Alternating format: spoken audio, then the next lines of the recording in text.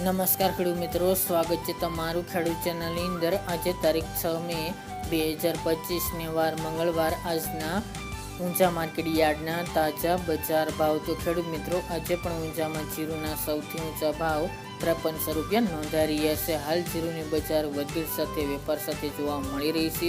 આગામી દિવસમાં હમણાં કોઈ તેજી નહીં જોવા મળે। 5 થી 5500 વચ્ચે બજાર જોવા મળશે। તો ચાલો આપણે જાણી લઈએ કે આજે રાયડો, જીરું અને અજમાના ભાવ શું ચાલી રહ્યા હતા।